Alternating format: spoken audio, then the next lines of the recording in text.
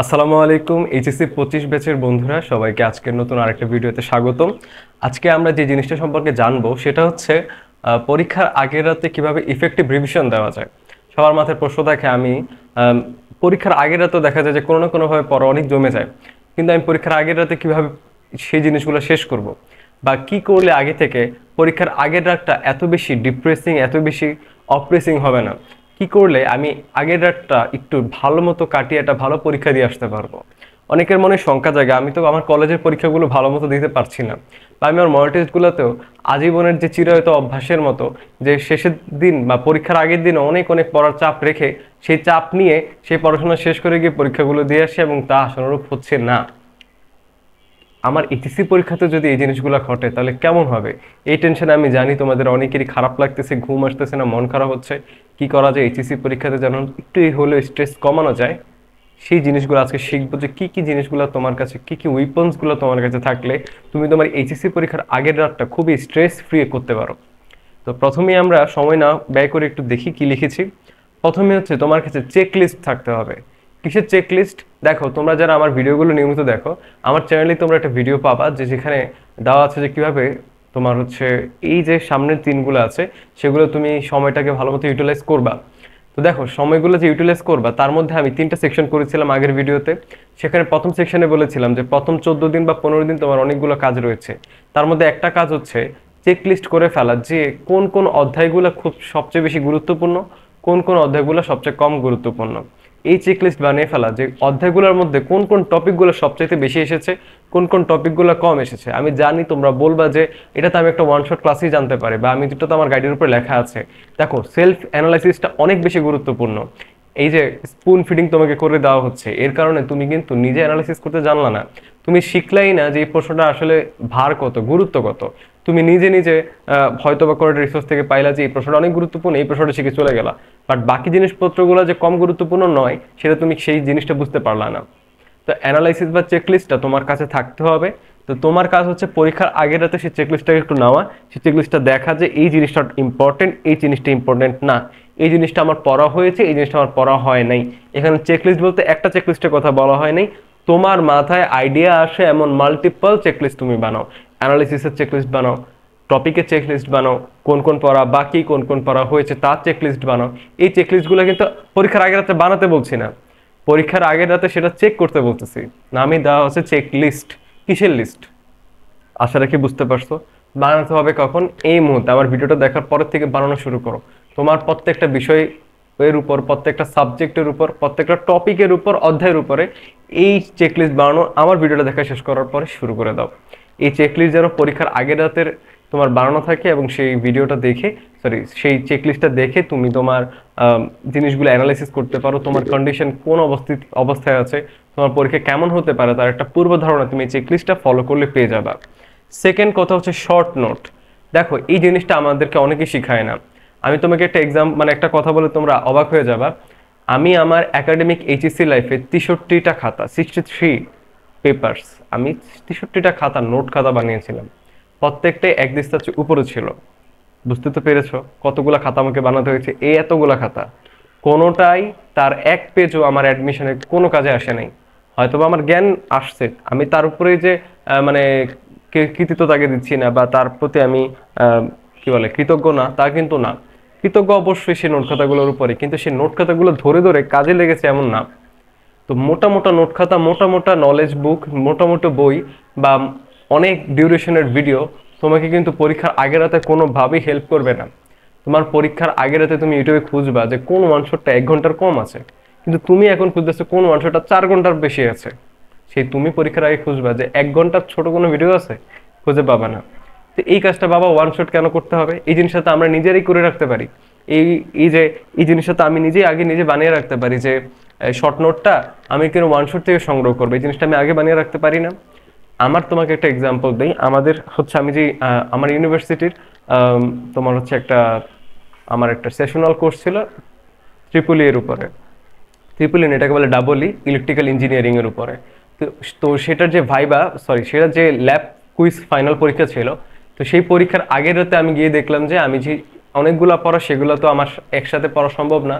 তো আমি কি করলাম, আমি পড়তে বসার আগে একটা শর্ট নোট বানানো শুরু করলাম।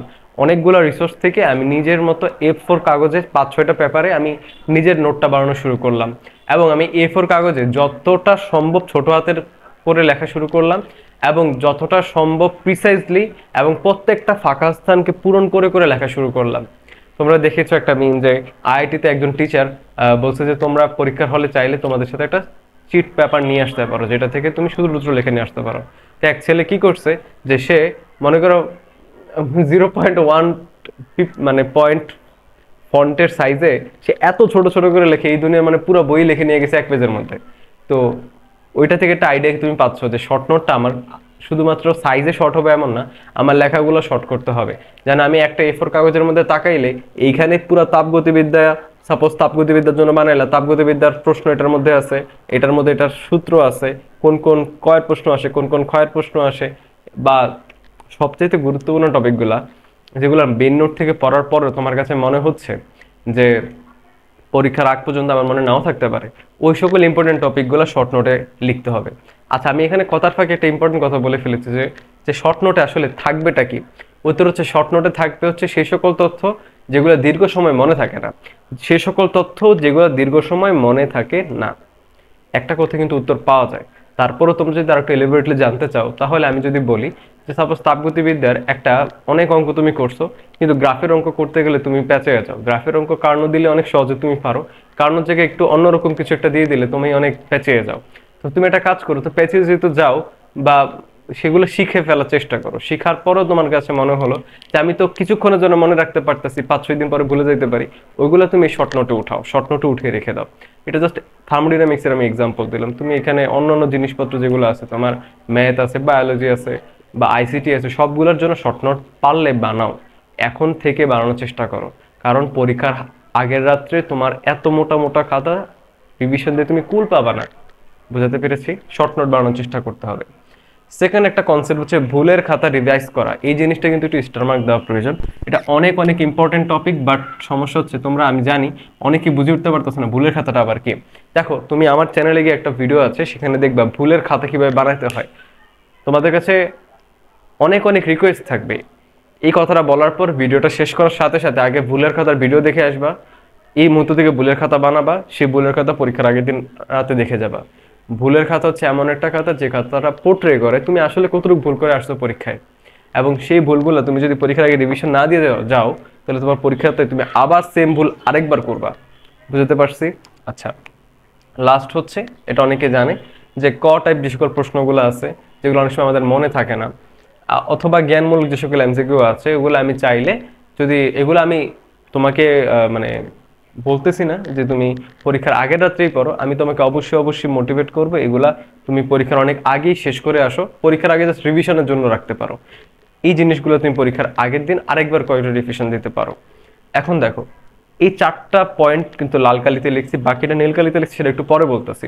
এই যে 4টা পয়েন্ট বলছি, এই 4টা পয়েন্টে কিন্তু তুমি চিন্তা করো, আমি কিন্তু আর কোনো পড়াশোনার কথাই বললাম না, যে কয়ের প্রশ্ন, ক্ষয়ের প্রশ্ন, গয়ের প্রশ্ন, ঘয়ের প্রশ্ন, সৃজনশীল, তারপরে এমসিকিউ, ক্যালকুলেটর হ্যাক্স, আরো কত কিছু আছে, এগুলো কিন্তু তোমাকে আমি বলি নাই। কেন বলি নাই বলো তো? এগুলো পরীক্ষার আগেটাতে আসলে শিখার বিষয় না, এগুলো অনেক আগে থেকে শিখে আসাটা অনেক বেশি জরুরি।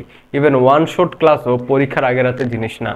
কারণ তুমি দেখো, এখন ওয়ান শটে যে রীতিটা চলে আসছে, প্রথম দিকে ওয়ান শটে 1 ঘন্টা হতো, পরে 2 ঘন্টা আসলো, এখন 3-4 ঘন্টা করে করে 7 ঘন্টা, 8 ঘন্টা, 10-12 ঘন্টারও ওয়ান শট বাংলাদেশের ইউটিউব চ্যানেলে দেখা যাচ্ছে। তো ওয়ান শটের তুমি যদি 2x স্পিডেও দেখো, পরীক্ষার আগের রাতে কি 2টা অধ্যায়ে তুমি ওয়ান শট সিকিউ বা এমসিকিউ করে যেতে পারবা? পারবা না। তো বুদ্ধিমানের কাজ কি হবে? এই কাজগুলো ওয়ান শট ভিডিও দেখে এগুলি পরীক্ষার আগের রাতে নিয়ে যাও না, তখন স্ট্রেস ফিল করবা। সকল পড়াশোনা পরীক্ষার আগের রাতে যেন কোনোভাবেই না যায়, তা সর্বোচ্চ চেষ্টা করতে হবে। বুঝতে পারছো?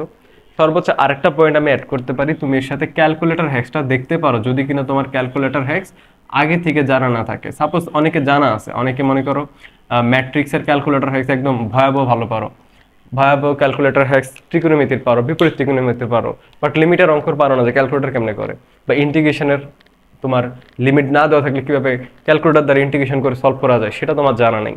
ওই সকল ভিডিওগুলো তুমি দেখে ফেলতে পারো পরীক্ষার আগের রাত্রে। এছাড়া এর চেয়ে বেশি পড়াশোনা আনার প্রয়োজন নেই।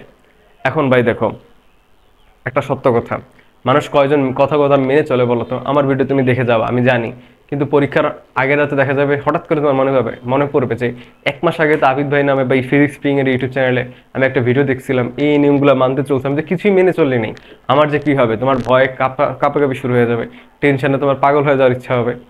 তখন তোমাকে আমার একটা রিকোয়েস্ট থাকবে যে তুমি টেনশন করার কিছু নাই। দেখো, আমি তোমাকে এখানে অনেক জিনিস ফরবিট করছি, অনেক জিনিস নিষেধ করছি যে তুমি এই অঙ্কগুলো আগের দিন করো না, পরীক্ষার আগের দিন ক্ষয়ের প্রশ্ন আগের দিন শিখতে যাও না, ঘ সৃজনশীল প্র্যাকটিস আগের দিন করো না, পরীক্ষার আগের দিন। এটা আমি তোমাকে বলছি, এটা ঠিক কথা, ঠিক আছে, কিন্তু তোমার কাছে যদি তুমি যদি এগুলা আগে না করে থাকো, এই যে যেগুলো আমি এখানে করতে নিষেধ করলাম, তুমি এগুলো আগেও করো না, এখন তোমার কাছে সময় আছে পরীক্ষার একটা রাত, এই একটা রাতে তোমার এগুলো করতে হবে, এগুলা করা কি তাহলে নিষেধ? না।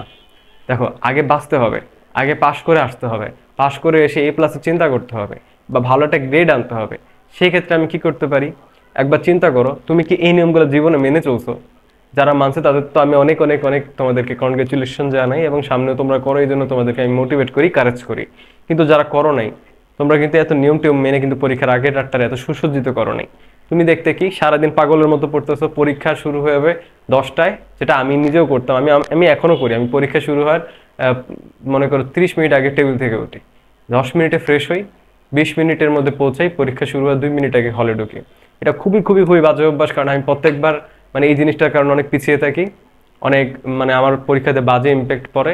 কিন্তু আসলে মানুষ অভ্যাসের দাস, আমি অভ্যাস আজ পর্যন্ত চেঞ্জ করতে পারতেছি না। কিন্তু তাই বলে কি তোমাকে আমি চেঞ্জ করার জন্য রিকোয়েস্ট করতে পারি না? পারি, এবং তোমাকে আমি বলি চেঞ্জ করে ফেলো। কিন্তু যাদের মধ্যে স্টিল সে অভ্যাস থেকে যাবে, একবার চিন্তা করো, পরীক্ষা যে তুমি অনেকে তোমাকে পাগল মনে করতেছে, পরীক্ষা শুরু হয়ে যাচ্ছে 10টার দিকে, তুমি 9:30 পর্যন্ত কি পড়তেছো? বা এতদিন এত বছর পড়ো না, আজকে কি পরে উড়িয়ে দিবা? একবার চিন্তা করো, ভাগ্য যদি ভালো থাকে, আল্লাহ যদি তোমার সহায় হন, তুমি এমন একটা জিনিস পড়ে গেলা, সেটাই পরীক্ষাতে চলে আসলো, চান্সেস আছে না? অবশ্যই চান্সেস আছে। যদি খাপে খাপ সব মিলে যায়, তাহলে কেন ভাই মানে পড়ার জন্য আমি তোমাকে এনকারেজ করব না? পড়া উচিত, বুঝতে পারছো? তো যারা কিনা নিয়ম ভিত্তিক আগের একটা ইউটিলাইজ করতে পারবা না, বা পড়াশোনা কম করছো সারা জীবনে, বা এইচএসসির সময়টাতে ভালো মতো পড়াশোনা করো নাই, তাদের কাছে রিকোয়েস্ট থাকবে তুমি নিয়মের বাইরে গিয়ে আজীবন যেভাবে ওই পরীক্ষার আগের রাতটা ইউটিলাইজ করতে হবে ওইভাবেই করো, কিন্তু সর্বোচ্চ ইউটিলাইজ করার চেষ্টা করো। প্রত্যেকটা সময় তোমার মাথায় যেন থাকে আমার ওইটা পড়া হয় নাই, ওইটা এক নজর হলেও দেখে যাব। এটা অনেকেই তোমাকে রিকোয়েস্ট করবে, দেখো আমি তোমাকে রিকোয়েস্ট করতেছি, তুমি যদি নিয়মতান্ত্রিক স্টুডেন্ট হও, একটু ভালো মানের স্টুডেন্ট হও, একটু পড়াশোনা করে স্টুডেন্ট হও, এই কাজগুলো এখন যেগুলো বলবো এগুলো করার দরকার নেই। কিন্তু তুমি যদি পড়াশোনা ফাঁকিবাজে করে আসো, তোমার কাছে রিকোয়েস্ট থাকবে তুমি কিছু বাদ দিয়ে যে মানে পরীক্ষা দিতে যেও না। মানে যেগুলো বিখ্যাত টপিক, বিখ্যাত সাবজেক্ট, বিখ্যাত অধ্যায়, ওই অধ্যায়গুলোর জিনিসগুলো অবশ্যই ভালো মতো করে যাও। অ্যাটলিস্ট ওয়ান শট ক্লাস, প্রয়োজন হলে ওয়ান শট দেখো, মানে এনিথিং, এনি সোর্স থেকে, যেখান থেকে তুমি শিখতে পারো শিখে যাওয়া।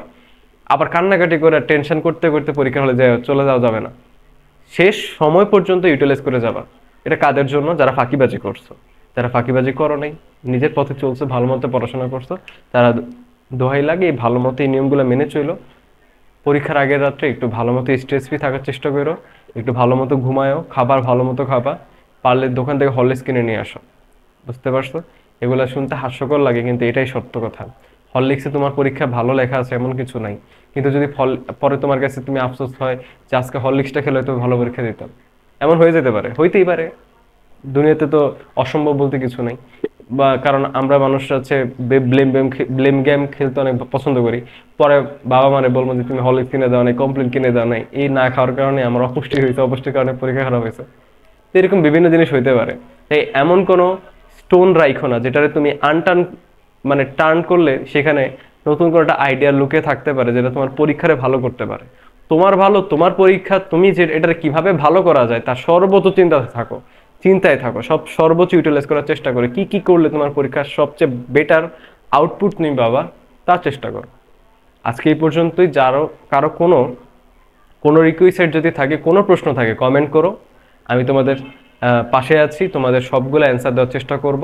আমি নতুন একটা এপিসোডও স্টার্ট করতেছি, তোমার কমেন্ট আমার ভিডিও। তুমি জাস্ট কমেন্ট করো তোমার কি ধরনের ভিডিও দরকার, আমি সেটার উপর একটা ভিডিও বানিয়ে দিব। আমি এই মুহূর্তে মোটামুটি একটা অপশন আছি, তোমাদের জন্য ভিডিও বানানোর চেষ্টা করব। সবাইকে এই পর্যন্ত থাকার জন্য ধন্যবাদ। আশা রাখি তুমি ফ্রি স্প্রিং এর সাথেই থাকবে। আজকে এই পর্যন্তই রাখি। আসসালামু আলাইকুম।